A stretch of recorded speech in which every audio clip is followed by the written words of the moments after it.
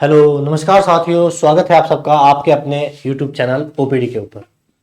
गौरव ज्ञान धारा का ये सब चैनल है जिसे ओपीडी के नाम से जानते हैं। ये क्लास इसके ऊपर इसलिए दी जा रही है साथियों कि जीजीडी के ऊपर अपने वीडियोज और क्लासेज जो है वो बहुत ज़्यादा हो गए, ऑलमोस्ट 2000 से ऊपर हो गए हैं और यहाँ पर थोड़ा वीडियो कम है, तो आप जब सर्च भी करोगे बाद में देखोगे तो आपको आसानी से यहाँ पर मिल जाएंगे वो।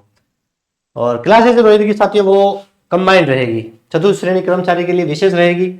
इसके साथ में रीट के जो मेंस के जो इंग्लिश के जो अभ्यर्थी है उनके लिए भी क्लास कॉमन रहेगी। एलडीसी में भी आते हैं ये क्वेश्चन 10 से रिलेटेड। फर्स्ट ग्रेड की अगर कोई तैयारी कर रहा है जिसका जून में एग्जाम जो प्रस्तावित है उसमें भी 10 से रिलेटेड प्रश्न पूछेंगे। वो फर्स्ट पेपर है उसमें भी ये चैप्टर दे रखे, तो सबके लिए कंबाइंड क्लास रहेगी। चतुर्थ श्रेणी का सिलेबस कंप्लीट होने के बाद अपन रीट मेंस में जो टॉपिक अलग से दे रखे हैं वो अपन डिटेल में पढ़ेंगे। पहला क्लास आज बेसिक की रहेगी। टेंसेज जो है उसमें वर्ब किस प्रकार से चेंज की जाती है। क्वेश्चन अपना आएगा correct form of the verb से, तो correct form of the verb से जो प्रश्न है वो किस प्रकार आएंगे वो अपन देखेंगे कल से। आज कुछ बेसिक सी बातें हैं वो अपन देख लेते हैं ताकि आपको समझ में आएगा किस प्रकार से वर्ब जो है वो चेंज होती है। देखिए टेंस, टेंस को बोलते हैं हिंदी में साथियों काल। इंग्लिश, हिंदी और संस्कृत तीनों क्या है, लैंग्वेज है। और लैंग्वेज क्या होती है, पढ़ने में तो क्या है, इसको भाषा बोलने में काम आती है। नॉर्मली किसमें काम आती है, भाषा बोलने में। और हिंदी, संस्कृत और इंग्लिश तीनों ही क्या है, लैंग्वेज है। तो टेंस तीनों में ही होते हैं, संस्कृत चाहे पढ़ो, हिंदी पढ़ो और इंग्लिश पढ़ो। तो टेंस जो है, ये टेंस जो शब्द है साथियों, ये बना है साथियों, अपना पेन चेंज कर लेते हैं। ये टेंस जो शब्द है साथियों ये बना है लैटिन भाषा के वर्ड से बना है। लैटिन भाषा के वर्ड टेम्पस से बना है। किससे बना है, टेम्पस। तो टेंस तब कभी कभी पूछ ले रहे हैं कि किस भाषा का शब्द है, तो लैटिन भाषा का है। किस शब्द से बना है, तो लैटिन भाषा के टेम्पस शब्द से ये बना है। अब टेम्पस का मीनिंग क्या होता है, इसका अर्थ क्या होता है साथियों, इसका अर्थ होता है टाइम। क्या होता है, टाइम, जिसे अपन बोलते हैं समय। तो काल क्या होता है, समय को दर्शाता है। देखिए इसकी डेफिनेशन देख लेते हैं। Tense is the form taken by the verb to indicate time of action. किसी भी कार्य जो है वो कार्य किस समय हो रहा है उसको बताने के लिए जिन वर्ब का प्रयोग किया जाता है उसे ही साथियों बोलते हैं टेंस, यानी कि काल। तो कोई कार्य जो है वो किस समय पूरा हो रहा है उसको बताने के लिए जिन वर्ब का यूज किया जाता है उसे ही बोलते हैं साथियों टेंस। तो टेंस के लिए क्या जरूरी है, वर्ब से जरूरी है। क्या जरूरी है, वर्ब, यानी कि क्रिया जो है वो जरूरी है। बिना क्रिया के टेंस नहीं हो सकते। टेंस के कितने पार्ट है, तो 3 पार्ट है। और कार्य जो है वो कार्य को पूरा किस समय हुआ है इसको बताने के लिए वर्ब का प्रयोग किया जाता है। जैसे कोई कार्य है वो कंटिन्यू, यानी कि अभी चल रहा है, या फिर उसकी कंप्लीटनेस को वो शो करता है कि कोई कार्य है या तो वो चल रहा होगा, अभी मैं आपको पढ़ा रहा हूं मतलब कार्य चल रहा है, आप पढ़ रहे हैं मतलब कार्य चल रहा है, या फिर कोई कार्य जो है उसकी कंप्लीटनेस को भी टेंस बताता है। ठीक है, फ्यूचर को टेंस नहीं बताता, ध्यान रखना। तो फ्यूचर में कोई कार्य कब होगा उसका कोई आइडिया नहीं रहता है, ये सिर्फ प्रेजेंट को बताता है। कंटिन्यूस का मतलब होता है प्रेजेंट, तो वर्तमान को बताता है एक तो,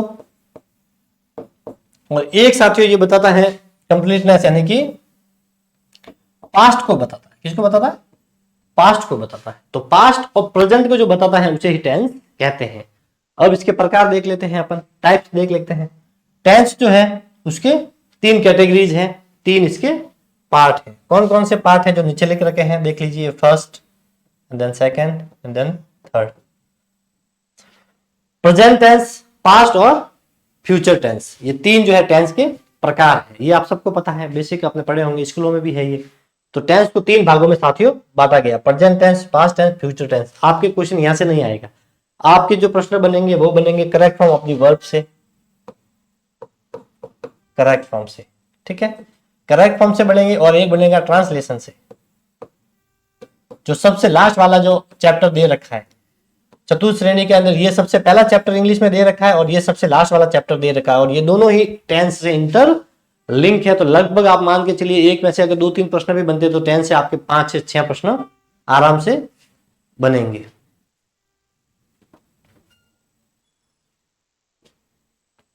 तो पहले अपन correct form of the verbs पढ़ेंगे, फिर अपन ट्रांसलेशन भी इसके साथ में ही करेंगे ताकि आपके दोनों एक जगह पे हो जाएंगे। मतलब ट्रांसलेशन बाद में पढ़ेंगे तो आपको समझ में थोड़ा सा कम आएगा। इजी है बिल्कुल, आसानी से अपन इसको पढ़ेंगे, क्योंकि चतुर्थ श्रेणी का एग्जाम है, उस लेवल के प्रश्न इसमें नहीं पूछेगा। अपने साथ जो बच्चे जुड़ेंगे वो 12th वाले भी होंगे, ग्रेजुएशन वाले भी होंगे, किसी ने स्टडी छोड़ भी रखी होगी और चतुर्थ श्रेणी एक बड़ी वैकेंसी है, तो बहुत सारे लोग ऐसे भी होंगे जो एग्जाम फील करेंगे कि यार हो सकता है इसमें हो जाए। तो बेसिक से अपन पढ़ेंगे, बाईलैंग्वेज पढ़ेंगे, इंग्लिश और हिंदी दोनों में पढ़ेंगे, ठीक है। तो प्रेजेंट, पास्ट और फ्यूचर, तीन इसके कैटेगरीज होती है। फिर वापस ये जो तीन टेंस दे रखे हैं, प्रेजेंट, पास्ट और फ्यूचर, इनको वापस सब कैटेगरीज में डिवाइड किया गया है, चार चार भागों में इन्हें बांटा गया है। प्रेजेंट टेंस को भी चार भागों में बांटा गया है, पास्ट को भी चार भागों में बांटा गया और फ्यूचर टेंस को भी चार भागों में बांटा गया। वो कौन कौन से हैं? प्रेजेंट इंडेफिनिट टेंस, जिसे सिंपल टेंस भी बोलते हैं, present continuous tense, present perfect tense और प्रेजेंट परफेक्ट कंटिन्यूअस टेंस। देखिए, इंडेफिनिट टेंस है, इसे ही सिंपल भी बोलते हैं, ठीक है। कंटिन्यूअस हो गया, परफेक्ट हो गया जिसे प्रोग्रेसिव भी बोलते हैं, और हो गया परफेक्ट कंटिन्यूअस टेंस। ये चार कैटेगरी जो है वो चारों की है, यही चार कैटेगरी इसकी भी है, यही चार कैटेगरी इसकी भी है और यही चार कैटेगरी फ्यूचर की भी है। देखिए, प्रेजेंट इंडेफिनिट टेंस यानी प्रेजेंट सिंपल टेंस हो गया ये, इसके आगे पास्ट जोड़ दोगे तो पास्ट इंडेफिनिट या पास्ट सिंपल टेंस, इसके आगे फ्यूचर जोड़ दोगे तो क्या हो जाएगा? Future indefinite tense, future simple tense. इसी तरह से इसके आगे प्रेजेंट जोड़ दीजिए, प्रेजेंट कंटिन्यूअस टेंस हो जाएगा, पास्ट जोड़ देंगे तो पास्ट कंटिन्यूअस टेंस हो जाएगा, फ्यूचर जोड़ देंगे तो फ्यूचर कंटिन्यूअस टेंस हो जाएगा। ये चार इसके सीक्वेंस में आपको याद रखनी है। और चतुर्थ श्रेणी का है तो इजी वे में प्रश्न थ्योरेटिकल यहां से भी बन सकता है, ठीक है। ICPP इस प्रकार से याद रख सकते हैं, इंडेफिनिट, कंटिन्यूअस, परफेक्ट और परफेक्ट कंटिन्यूअस, ठीक है। चले आगे, बिल्कुल इजी है, यहां तक आपको समझ में आ गया होगा। स्क्रीनशॉट लेना चाहो तो आप ले सकते हैं। पढ़ते हुए खुद के नोट्स साथियों जरूर बनाए, कि अपने खुद के जो नोट्स होते हैं वो सबसे ज्यादा महत्वपूर्ण होते हैं। चाहे यहाँ पे पढ़ो, चाहे किसी बुक से भी पढ़ो, कोई भी बुक पढ़ो ना, तो बुक क्या थोड़ी लेंदी होती है, एक बार तो आप आसानी से पढ़ लोगे, लेकिन जब एग्जाम आने में आपको रिवाइज करने के लिए इतना टाइम नहीं मिलता है, तो अपने खुद के जो नोट्स होते हैं उसमें अपन आसानी से रिवाइज कर लेते हैं। उसमें खासियत ये होती है कि जो क्वेश्चन अपने को आ रहा है वो अपन नहीं लिखते, जो नहीं आ रहा वो पॉइंट अपन लिखते हैं, ताकि एग्जाम में अपन वही देखे जो अपने को नहीं आ रहा था, ठीक है। और दूसरों के नोट्स में ये नहीं होता है, हो सकता है उसने ऐसे नोट्स बनाए होते जो अपने को आ रहे हो, तो वो पढ़ने से अच्छा है कि इसमें नोट्स में वही लिखा जाता है जो इंपॉर्टेंट हो, और अपने को लगता है ये मुझे याद नहीं है, जो याद है वो नोट्स में शामिल नहीं भी करोगे तो चल जाता है। देखिए, चार टेंस उसी को सब कैटेगरी को वापस यहाँ पे डिटेल में दे रखा है, ये आपके काम आएगी साथियों। Correct form of the verb में तो आएगी, ये ट्रांसलेशन जो पढ़ेंगे अपन हिंदी से इंग्लिश और इंग्लिश से हिंदी वाइस वर्सा में पढ़ेंगे ट्रांसलेशन, ठीक है, उसमें ये सबसे ज्यादा काम आएगी ट्रांसलेशन में।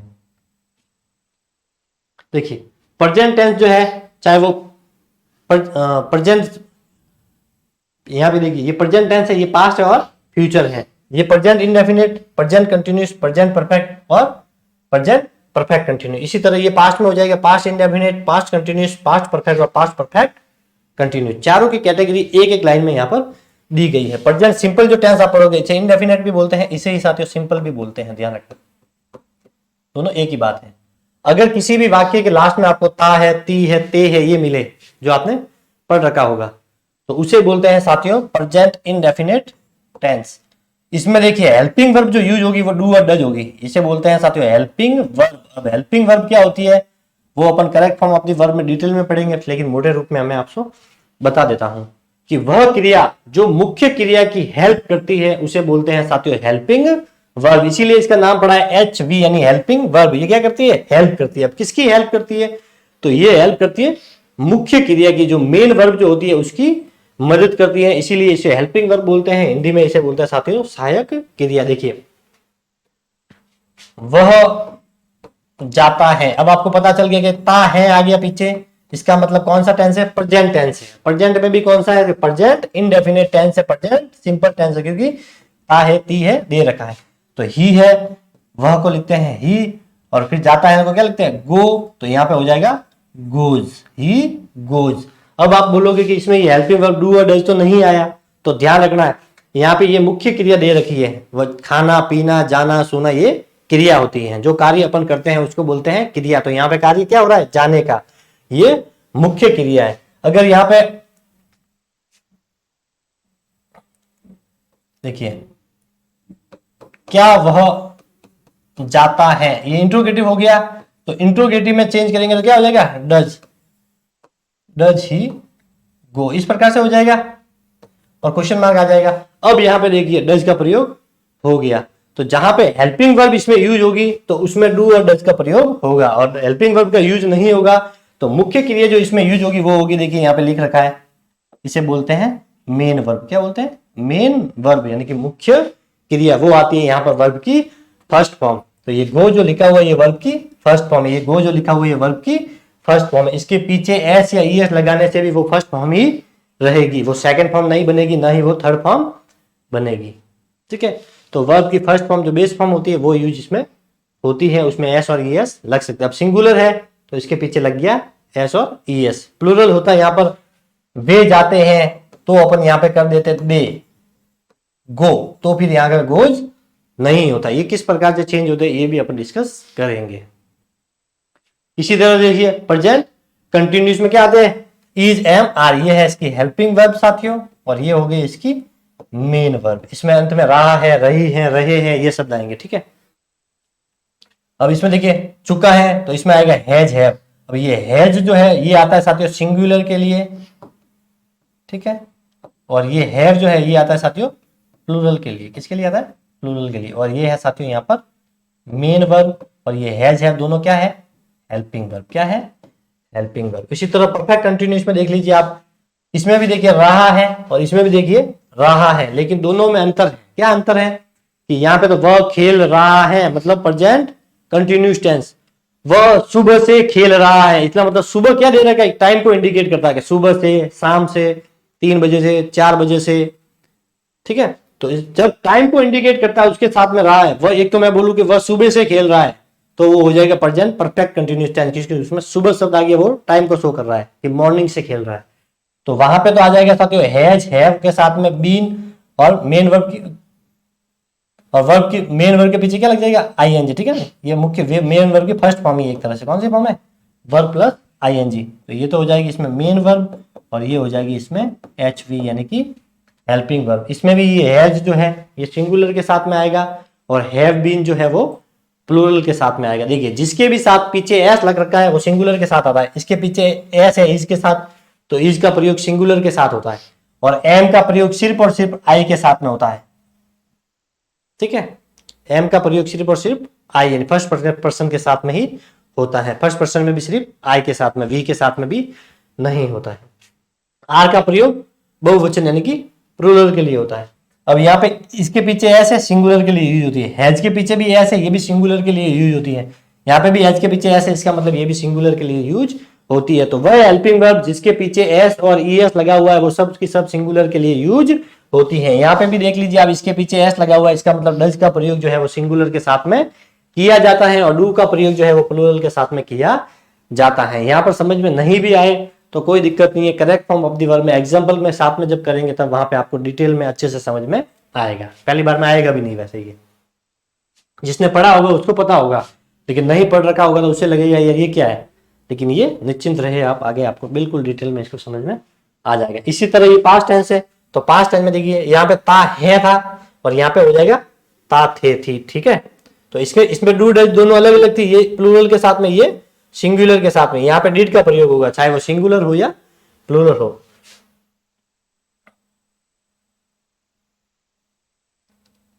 यहाँ पे ये आईएनजी वाली वर्ब यहाँ पर नहीं आएगी। ठीक है, सिर्फ डिड आएगा, और ये होगी आपकी हेल्पिंग वर्ब। क्या हो जाएगी, हेल्पिंग वर्ब, और ये V2 ये हो जाएगी आपकी मेन वर्ब। स्टोरी जो अपन लिखते हैं वो हमेशा पास्ट टेंस में लिखी जाती है, और पास्ट टेंस में भी सबसे ज्यादा लिखी जाती है साथियों पास्ट सिंपल टेंस में लिखी जाती है। ठीक है, तो इसमें ध्यान रखना, इसमें हेल्पिंग वर्ब का यूज डिड होगा, और मुख्य क्रिया यहाँ पर आएगी वर्ब की सेकंड फॉर्म। वर्ब की फर्स्ट फॉर्म क्या होती है, सेकंड फॉर्म क्या होती है, थर्ड फॉर्म क्या होती है, वो अपन आगे डिटेल में देखेंगे। इसी तरह से पास्ट कंटिन्यूस में वही, इसमें रहा है हो जाएगा, इसमें था हो जाएगा। इसमें भी ये देखिए इसमें एस दे रखा है, इसका मतलब ये सिंगुलर के साथ, वर्ब है ये प्लूरल के साथ, ये हो जाएंगी अपनी एच वी यानी कि हेल्पिंग वर्ब। मेन वर्ब इसमें आ जाएगी वर्ब की फर्स्ट फॉर्म के पीछे आईएनजी, ये हो जाएगी अपनी मेन वर्ब। यहाँ पे आएगी वर्ब की फर्स्ट फॉर्म के साथ आईएनजी। आईएनजी जो है वो वर्ब की फर्स्ट फॉर्म के साथ में ही लगती है, ना सेकंड फॉर्म के साथ में लगती है, ना ही थर्ड फॉर्म के साथ में आईएनजी लगता है। इसमें देखिए, इसमें भी कोई दिक्कत नहीं है, इसमें सीधा सीधा हेड आ जाएगा। अब सिंगुलर हो तो भी हेड लिखना है और प्लूरल हो तो भी हेड। इसमें जो आएगी वर्ब की थर्ड फॉर्म, इसमें देखिए हैड बीन, और इसमें भी आ जाएगी वर्ब की फर्स्ट फॉर्म के पीछे आईएनजी। ये हो गई मेन वर्ब, ये हो गई अपनी हेल्पिंग वर्ब। ऊपर वाली हेल्पिंग वर्ब है, नीचे वाली अपनी मेन वर्ब है। इसी तरह फ्यूचर टेंस में देखिए क्या आ जाएगा, फ्यूचर इनडेफिनेट टेंस जो है सिंपल टेंस, उसमें गा है, गी, गा, गे, गी, ये आएगा, ठीक है। वह गाएगा, वह खाएगा, वह पिएगा, इस प्रकार से। सिंगुलर के साथ में साथियों इसमें विल आएगा, और प्लूरल के साथ में साथियों इसमें सेल आएगा। इसमें वर्ब की फर्स्ट फॉर्म आएगी। इसी तरह रहा होगा, वह खेल रहा होगा, वह सो रहा होगा, तो ये हो जाएगा present, sorry future continuous. Singular के साथ में विल भी, प्लूरल के साथ में सेल भी। इसमें भी मेन वर्ब की फर्स्ट फॉर्म आएगी और उसके साथ में आईएनजी आएगी। चुका होगा, तो इसमें ये सिंगुलर के साथ, सेल भी हैव प्लूरल के साथ, और इसमें आएगी वर्ब की थर्ड फॉर्म। रहा होगा प्लस टाइम, देखिए इसमें भी रहा होगा, इसमें भी रहा होगा, इसमें भी इसमें टाइम अलग से दे रखा है, इसमें टाइम नहीं दे रखा है। ये क्या, ये इसमें भी था, देखिए ये रहा है, इसमें भी रहा है, इसमें टाइम होगा और इसमें टाइम होगा। तो इसमें विल हैव आएगा, लेकिन इसमें विल हैव के साथ में बीन जुड़ जाएगा। इसमें वर्ब की थर्ड फॉर्म आएगी, लेकिन इसमें वर्ब की फर्स्ट फॉर्म के साथ में आईएनजी का प्रयोग करना पड़ेगा, ठीक है। अब देखिए आपको, ये प्रेजेंट सिंपल टेंस है, इसमें वर्ब की फर्स्ट फॉर्म है। फ्यूचर सिंपल है, इसमें भी वर्ब की फर्स्ट फॉर्म है, सिर्फ इसमें जो है वर्ब की सेकंड फॉर्म है। अब देखिए ये सारे के सारे कंटिन्यूस टेंस है, ये प्रेजेंट का हो गया, ये पास्ट का हो गया, ये फ्यूचर का हो गया।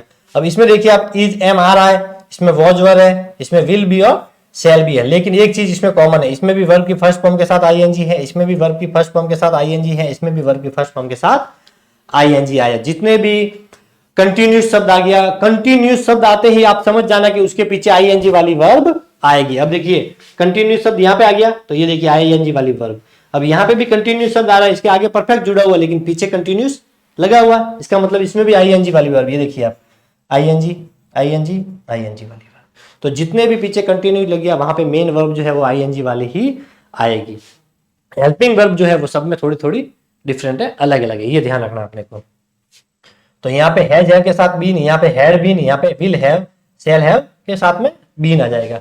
अब यहाँ पे एक बात और ध्यान रखनी है कि परफेक्ट टेंस जो होता है, परफेक्ट का मतलब होता है वर्ब की थर्ड टेंस। ये कंप्लीटनेस को बताता है, कोई कार्य जो है वो पूरा हो चुका है, तो उसके साथ हमेशा वर्ब की थर्ड फॉर्म आती है, वर्ब की थर्ड फॉर्म आती है। इसे पास्ट पार्टिसिपल फॉर्म भी बोलते हैं। क्या बोलते हैं? वर्ब की फर्स्ट फॉर्म जो होती है उसे प्रेजेंट टेंस फॉर्म बोलते हैं। सेकंड फॉर्म, वर्ब की जो सेकंड फॉर्म होती है उसे पास्ट टेंस फॉर्म बोलते हैं। थर्ड फॉर्म जो होती है उसे बोलते हैं पास्ट पार्टिसिपल, और आईएनजी वाली जो वर्ब होती है उसे बोलते हैं प्रेजेंट पार्टिसिपल भी बोलते हैं। वो अपन सब बाद में देखेंगे। जब हिंदी से जो इंग्लिश अपन ट्रांसलेशन पढ़ेंगे तो उसमें ये आपके सबसे ज्यादा काम आएंगे कि किस प्रकार से जो है वाक्य बदलना। साधारण सिंपल वाक्य दे रखा होगा तो इससे चेंज होगा, नकारात्मक वाक्य होगा तो इससे चेंज होगा, और इंट्रोगेटिव होगा तो इससे चेंज हो जाएगा। यहाँ पर हेल्पिंग वर्ब, तो ये सारी आपको हेल्पिंग वर्ब याद होनी चाहिए। Do, does, is, am, are, has have been, had, will have been, ये सारे क्या है? Helping verb. तो जब आप इंट्रोगेटिव प्रश्नवाचक वाक्य बनाओगे तो सबसे आगे जो है हेल्पिंग वर्ब का प्रयोग होता है, जैसे अपने यहाँ पर किया था। और साधारण जो वाक्य होगा वहां पर हमेशा हेल्पिंग वर्ब जो है वो सब्जेक्ट के जस्ट बाद में आएगी। तो सबसे पहले सब्जेक्ट आएगा, फिर यहाँ पर हेल्पिंग वर्ब आएगी, फिर मुख्य क्रिया आएगी और फिर ऑब्जेक्ट आएगा। और हेल्पिंग वर्ब क्या होती है, मेन वर्ब क्या होती है, सब्जेक्ट क्या होता है, ऑब्जेक्ट क्या होता है, ये अपन सब पढ़ेंगे, ठीक है। फिर देखिए ये और ये दोनों सेम है, अंतर सिर्फ क्या है, नेगेटिव में ये नॉट आ जाता है। और नॉट कहां पे लगेगा ये भी मैं आपको बता देता हूं। जो सहायक क्रिया जो होगी और मुख्य क्रिया जो होगी, इन दोनों के बीच में नॉट का प्रयोग किया जाएगा। तो ये अपनी हेल्पिंग वर्ब आ गई, ये आ गई अपनी मेन वर्ब, इन दोनों के बीच में ही नॉट का प्रयोग होगा। लेकिन एक प्रश्न और बनता है, इंट्रोगेटिव नेगेटिव, तो वहां पे भी नॉट का प्रयोग हेल्पिंग वर्ब और मुख्य क्रिया के बीच में ही होता है। वहां पे एक चेंज ये होता है कि हेल्पिंग वर्ब जो है वो स्टार्टिंग में आ जाती है। लेकिन अपने इंपोर्टेंट इन तीनों में से प्रश्न बनेंगे। सिर्फ इंट्रोगेटिव होगा, वहां पे हमेशा ध्यान रखना है। इंट्रो प्रश्नवाचक वाक्य दो चीज से बनता है। किससे बनते हैं? एक तो बनते हैं हेल्पिंग वर्ब से, यानी कि हेल्पिंग वर्ब कौन से? Do, does, is, am, are, was, verb, will, shall, ठीक है। और एक बनते हैं WH वर्ड से, व्हाट इज योर नेम, आपका क्या नाम है। तो ये WH वर्ड वाले जो वाक्य होते हैं, व्हाट, हाउ, वेयर, व्हेन, इनसे बनते हैं प्रश्न, या फिर बनते हैं हेल्पिंग वर्ब से।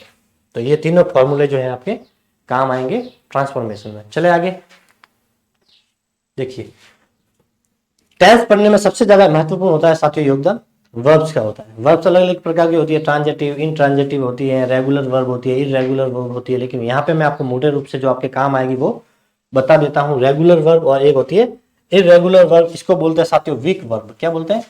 Week verb. और इररेगुलर जो वर्ब है इसको बोलते हैं साथियों स्ट्रांग वर्ब। क्या बोलते हैं? Strong verb. तो ये भी इनका नाम है, ये भी आपको देखने को मिल सकते हैं। वर्ब की 3 कैटेगरी होती है।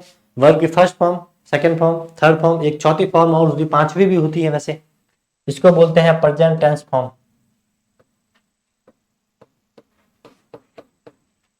प्रेजेंट टेंस फॉर्म बोलते हैं। इसको बोलते हैं पास्ट टेंस फॉर्म।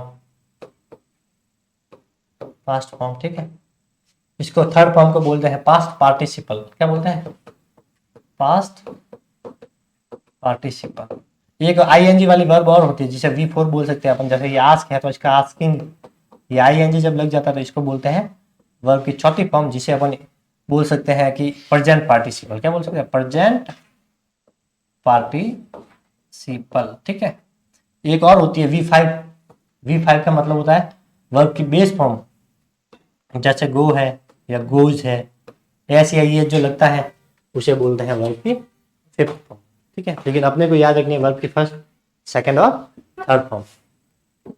90% जो वर्ब है वो रेगुलर वर्ब है। 90% वर्ब है वो रेगुलर वर्ब है। बाकी सारे जितने भी है वो सारी है इररेगुलर वर्ब। तो अपने को यहाँ पर इररेगुलर वर्ब को याद ज्यादा रखना है। रेगुलर वर्ब तो बिल्कुल इजी, आपको आसानी से याद हो जाएगी। देखिए यहाँ पे आस्क है, इसको बोलते हैं बेस फॉर्म। बेस फॉर्म का मतलब होता है जो जैसी वर्ब, जैसे गो, तो गो तो एक वर्ड है, इसमें किसी भी प्रकार का कोई अपन ने चेंज नहीं किया, तो ये बेस फॉर्म है। कम, ये भी बेस फॉर्म है। लेकिन जैसे ही अपन ने आस्क के पीछे आस्क्ड कर दिया, इसको ईडी लगा दिया, तो ये अब बेस फॉर्म नहीं रही, ये वर्ब की सेकंड फॉर्म में चेंज हो गई। अब यहाँ पे भी देखिए आस्क्ड, ये भी हो गई वर्ब की थर्ड फॉर्म। अब क्लोज बेस फॉर्म, फिर क्लोज्ड क्लोज्ड, ठीक है। कैरी यानी कि धोना लाना, कैरिड और कैरिड।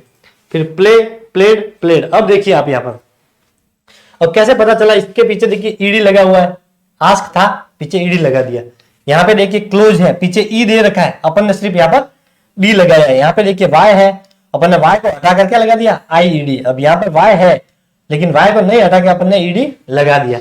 तो अपने को कैसे पता चला कि कहाँ पे ईडी लगाना है, कहाँ पे डी लगाना है, कहाँ पे वाई को हटाकर आई ईडी लगाना है, कहाँ पे वाई को नहीं हटाना है, कैसे पता चलेगा? तो बिल्कुल ईजी है। देखिए अगर आपको कोई भी वर्ब की फॉर्म, बेस फॉर्म ऐसी दिख जाए जिसके पीछे ई नहीं लिख रखा है, वाई नहीं लिख रखा है, तो उसके पीछे सीधा अपने को ईडी जोड़ना है। क्या जोड़ना है? ईडी। जैसे आस्क है, अब इसके पीछे न तो वाई दे रखा है और न ही इसके पीछे ई दे रखा है, तो अपने को क्या करना है? सीधा ईडी जोड़ना। अब देखिए क्लोज बंद करना, ई दे रखा है। ऐसी कोई भी वर्ड, ऐसी कोई भी वर्ब जिसके पीछे ई लिख रखा है, उसके पीछे अपने को सेकंड फॉर्म में बदलने के लिए वापस ई लगाने की जरूरत नहीं है, सीधा अपने को डी लगाना। अब इसको क्लोज, इसको अगर सेकंड फॉर्म में लिखोगे तो ये सही हो जाएगी। अगर आपने ऐसे कर दिया कि क्लोज के पीछे ई तो है, वापस ईडी जोड़ दिया, तो ये हो जाएगा आपका रॉन्ग। तो सिंपल बेस फॉर्म है, उसके पीछे ईडी लगा दो, पीछे ई दे रखा है ऑलरेडी, तो अपने को सिर्फ डी जोड़ना है। अब वाई दे रखा है और वाई हटा के यहाँ पे लिख दिया आई ईडी, तो इसका भी अपने को ध्यान रखना कि वाई जो है इसके जस्ट पहले अगर कॉन्सोनेंट दे रखा है, कॉन्सोनेंट का मतलब होता है साथियों व्यंजन दे रखा है, तो वाई हट जाएगा और वाई हटने के बाद में लगेगा आई ई डी। जैसे देखिए वाई के जस्ट पीछे आगे क्या देख रहा है? कॉन्सोनेंट दे रखा है। क्या दे रखा है? कॉन्सोनेंट का मतलब होता है साथियों व्यंजन। अल्फाबेट में एबीसीडी के अंदर जो 26 लेटर होते हैं उसमें 5 तो वोवल्स होते हैं, ठीक है, और बाकी जितने भी होते हैं वो सारे कॉन्सोनेंट यानी कि व्यंजन होते हैं 21, ठीक है। तो वोवल्स कौन कौन से होते हैं? तो वोवल्स होते हैं साथियों, देख लीजिए, ये देख लेते हैं। यहाँ पर वोवल होते हैं साथियों ए, ई, आई, ओ और यू, ये 5 होते हैं जिन्हें अपन हिंदी में बोलते हैं स्वर। और बाकी जितने भी लेटर्स है वो सब किस में आ जाएंगे? कॉन्सोनेंट में। अब यहाँ पे देखिए प्ले, तो इसके आगे देखिए कॉन्सोनेंट है या वोवेल है? तो यहाँ पर वोवेल है क्योंकि ए दे रखा है, और ए किस में आता है? वोवेल में आता है, ये कॉन्सोनेंट में नहीं आता है। तो अब जब इसको अपन सेकंड फॉर्म में चेंज करेंगे तो क्या हो जाएगा? प्लेड। सीधा ईडी लगेगा, यहाँ पर वाई नहीं हटेगा, ये ध्यान रखना है। तो अगर वाई के जस्ट पहले कॉन्सोनेंट दे रखा है तो वो हट जाएगा, वाई और आईईडी जुड़ जाएगा। लेकिन वाई के जस्ट पहले अगर कोई स्वर दे रखा है, वोवेल दे रखा है, मतलब ए ई आई ओ यू में से कोई लेटर दे रखा है, तो अपने को वाई को नहीं हटाना है, सीधा ईडी जोड़ना है। सेकंड फॉर्म भी यही रहेगी और थर्ड फॉर्म भी इसकी वैसी की वैसी ही रहेगी। देखिए ये जो वर्ब दे रखी है second form same to same इसमें थर्ड फॉर्म में ये की ये दे रखी है। तो ये होती है साथियों रेगुलर वर्ब, जिसे बोलते हैं विक वर्ब। और सब ज्यादातर जो है यूज भी इनका ही किया जाता है। ये जब अपन correct form of the verb पढ़ेंगे तो उसमें इसी तरह से जो है अपने को पढ़नी पड़ेगी। प्ले दे रखा होगा, कोष्टक में क्या दे रखा होगा, प्ले, तो अपने को पढ़ना पड़ेगा कि वहां पे हैज बीन प्लेइंग आएगा या हैज प्लेड आएगा या हैड प्लेड आएगा या प्लेइंग आएगा या किस प्रकार से आएंगे। तो सबसे पहले अपने ध्यान होना चाहिए कि किस प्रकार से ये चेंज होती है, बेसिक जानकारी होनी जरूरी है। अब है इरेगुलर फॉर्म, ये 10% होती है, ये आपको थोड़ी सी रटनी भी पड़ेगी। इसकी पीडीएफ अवेलेबल करवा देंगे टेलीग्राम पे, जो आप थोड़ी सी देख लेना। इरेगुलर फॉर्म जो होती है साथियों वो 3 प्रकार की होती है, 3 टाइप्स। कितने प्रकार की होती है, 3 प्रकार की होती है। एक वर्ब वे होती है जिनकी तीनों ही फॉर्म एक जैसी होती है, जैसे put put put, cut cut cut. और एक वर्ब वो होती है जिसकी बेस फॉर्म अलग होती है और दोनों फॉर्म अलग अलग होती है, जैसे catch caught caught, buy bought bought, ठीक है, ब्रिंग ब्रॉट ब्रॉट, इस प्रकार से। और एक वो होती है वर्ब जिसकी तीनों ही फॉर्म अलग अलग होती है, जैसे eat ate eaten, go went gone, do did done, तीनों ही फॉर्म कैसी है, अलग अलग है। तो देखिए ये भी पुट, सेकंड फॉर्म भी पुट और थर्ड फॉर्म भी पुट है। ये फर्स्ट फॉर्म है, ये सेकंड फॉर्म है और ये थर्ड फॉर्म है।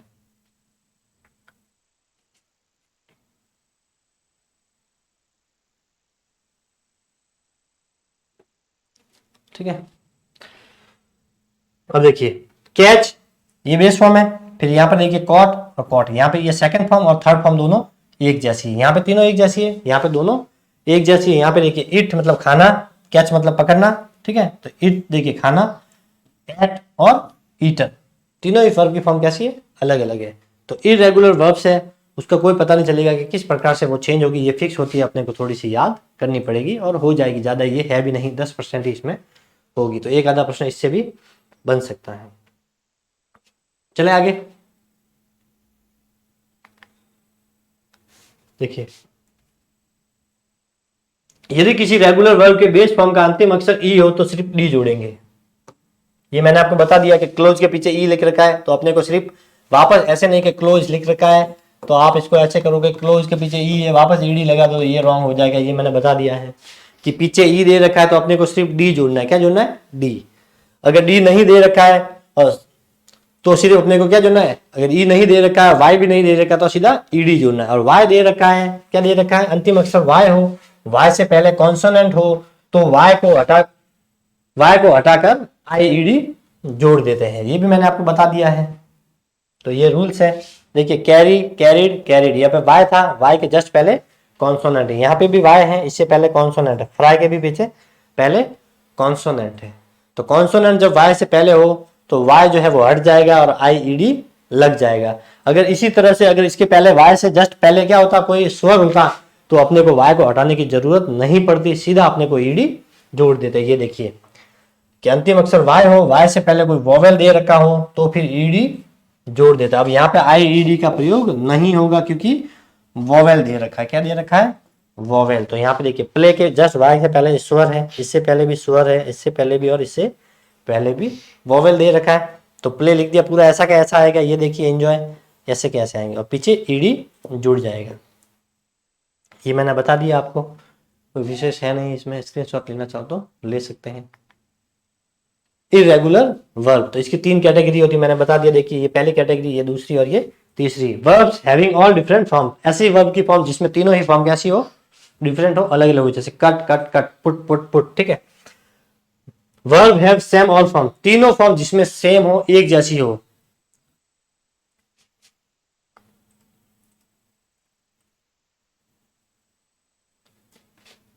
Verbs having all form same, इसमें आएगा सेम, ठीक है। Verbs have all forms different,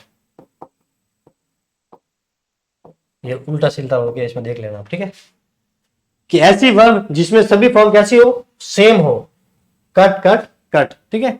verbs have all forms different, जिसमें तीनों ही फॉर्म कैसी हो, डिफरेंट हो, तीनों ही फॉर्म एक दूसरे से मिलती जुलती न हो। अब देखिए गो अलग है, वेंट की स्पेलिंग अलग है, गॉन की स्पेलिंग अलग है। डू जैसे एग्जाम्पल और ले सकते हैं, डू हो गया, डिड हो गया और डन हो गया, ठीक है। इस प्रकार से एक category verbs having only two forms same, verb की वह फॉर्म जिसमें दो क्रिया एक जैसी हो, एक जो है वो अलग होगी, ये तीसरी कैटेगरी। तो इसमें देखिए ब्रिंग अलग है और ये दोनों ही फॉर्म जो है वो मिलती जुलती है।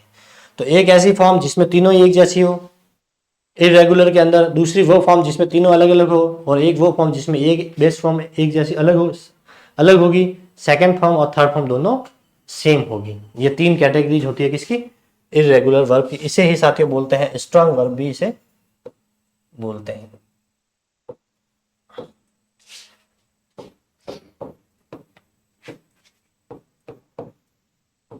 स्ट्रांग वर्ब भी इसे बोलते हैं और रेगुलर वर्ब को वीक वर्ब भी बोलते हैं। तो ये कुछ बेसिक सी जानकारी थी, क्योंकि अगर अभी मैं स्टार्ट करता तो वीडियो बहुत ज्यादा लंबी हो जाती। तो ये बेसिक थी कि आपको एक वर्ब का पता चल जाएगा किस प्रकार से वर्ब फर्स्ट फॉर्म से सेकंड फॉर्म में चेंज होती है, किस प्रकार से सेकंड से थर्ड में चेंज होती है, वाई को हटके आईडी किस प्रकार से लगता है। ये कुछ बेसिक सी बातें थी जो आपको समझ में आ गई होगी। बिल्कुल इजी वे में अपन पढ़ेंगे, ठीक है। Thank you, have a good day.